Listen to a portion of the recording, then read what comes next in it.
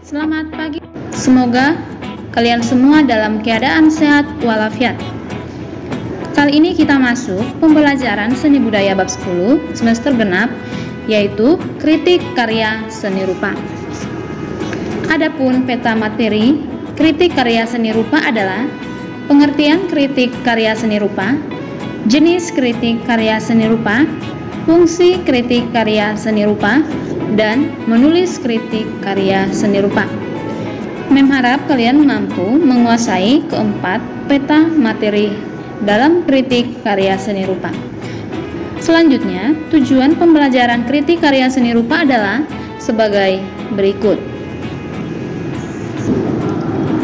Untuk dapat memahami dan mampu membuat kritik karya seni rupa, kalian sebaiknya terlebih dahulu memahami pengertian dan kegiatan apresiasi karya seni rupa.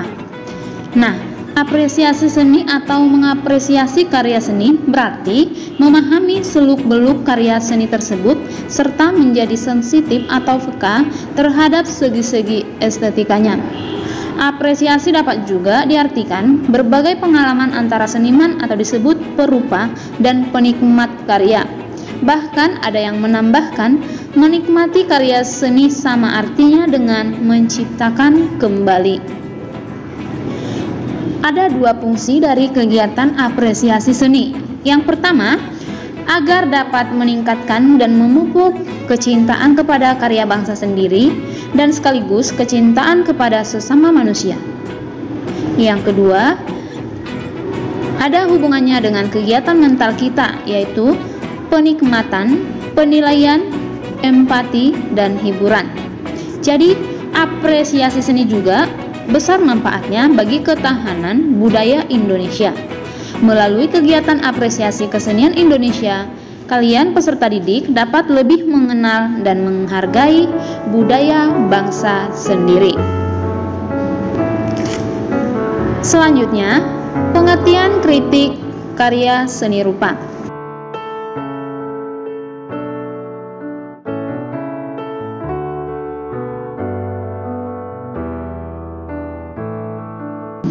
Hampir sama dengan apresiasi. Kritik seni pada dasarnya adalah kegiatan menanggapi karya seni. Nah, perbedaan kritik dan apresiasi hanyalah kepada fokus dari kritik seni yang lebih bertujuan untuk menunjukkan kelebihan dan kekurangan suatu karya seni. Sedangkan apresiasi beranjak kepada kebutuhan untuk memperoleh kesenangan dari kegiatan memperbincangkan berbagai hal yang berkaitan dengan karya seni. Jadi, kritik karya seni tidak hanya meningkatkan kualitas pemahaman dan apresiasi terhadap sebuah karya seni, tetapi dipergunakan juga sebagai standar untuk meningkatkan kualitas proses dan hasil berkarya seni. Selanjutnya, jenis kritik karya seni rupa. Menurut Feldman 1967, beberapa jenis kritik antara lain kritik populer, kritik jurnalistik, kritik keilmuan, dan kritik pendidikan. Pemahaman terhadap keempat tipe kritik seni dapat mengantar nalar kita untuk menentukan pola pikir dalam melakukan kritik seni. Setiap tipe mempunyai ciri, media atau alat, cara, sudut pandang, sasaran, dan materi yang tidak sama. Jadi, keempat kritik tersebut memiliki fungsi yang menekankan pada masing-masing keperluan dan tujuannya. Berikut jenis-jenis kritik karya seni rupa. Yang pertama, kritik pendidikan. Kritik pendidikan bertujuan mengangkat atau meningkatkan kepekaan artistik serta estetika subjek belajar seni. Jenis kritik ini umumnya digunakan di lembaga-lembaga pendidikan seni, terutama untuk meningkatkan kualitas karya seni yang dihasilkan oleh peserta didik. Yang kedua, kritik keilmuan. jenis kritik ini bersifat akademis dengan wawasan pengetahuan, kemampuan, dan kepekaan kritikus yang tinggi untuk menilai atau menanggapi sebuah karya seni. Yang ketiga, kritik populer. Kritik seni yang ditujukan untuk konsumsi massa atau umum. Tanggapan yang disampaikan melalui kritik jenis ini biasanya bersifat umum saja, lebih kepada pengenalan atau publikasi sebuah karya. Yang keempat, kritik jurnalistik. Kritik seni yang hasil tanggapan atau penilaiannya disampaikan secara terbuka kepada publik melalui media massa, khususnya surat kabar dan yang lain sebagainya. Kritik jenis ini biasanya sangat cepat mempengaruhi persepsi masyarakat terhadap kualitas dari sebuah karya seni, terutama karena hasil tanggapannya atau kritiknya disampaikan melalui media massa.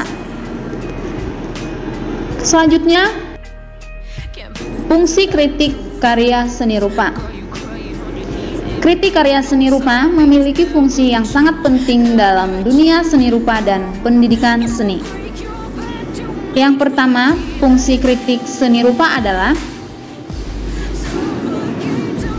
menjembatani persepsi dan apresiasi artistik dan estetik karya seni rupa antara pencipta atau perupa karya seni dan penikmat seni. Yang kedua, komunikasi antara karya yang disajikan kepada penikmat atau publik seni membuahkan interaksi timbal balik antara keduanya. Yang ketiga, mendeteksi kelemahan, mengupas kedalaman, serta memperbaiki kekurangan pada karya seninya. Yang keempat, apresiator atau penikmat karya seni. Kritik seni ini membantu memahami karya, meningkatkan wawasan dan pengetahuan terhadap karya seni yang berkualitas. Selanjutnya kita masuk menulis kritik. Berikut beberapa tahapan dalam penulisan kritik seni rupa. Yang pertama, mendeskripsi. Deskripsi adalah tahapan dalam kritik untuk menemukan, mencatat, dan mendeskripsikan segala sesuatu yang dilihat apa adanya dan tidak berusaha melakukan analisis atau mengambil kesimpulan. Yang kedua, analisis formal.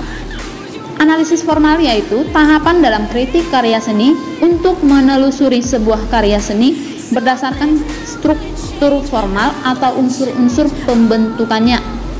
Yang ketiga, menafsirkan. Menafsirkan atau menginterpretasi, yaitu tahapan penafsiran makna sebuah karya seni meliputi tema yang digarap, objek yang dihadirkan, dan masalah-masalah yang dikedepankan. Yang terakhir, kita menilai. Apabila tahap mendeskripsikan sampai menafsirkan sudah selesai, maka tahap menilai atau evaluasi yaitu merupakan tahapan yang menjadi ciri dari kritik karya seni. Evaluasi atau penilaian adalah tahapan dalam kritik untuk menentukan kualitas suatu karya seni bila dibandingkan dengan karya lain yang sejenis. Nah, itulah penjelasan mengenai kritik seni rupa. Sampai di sini pembelajaran kita pada hari ini. Selamat pagi semuanya.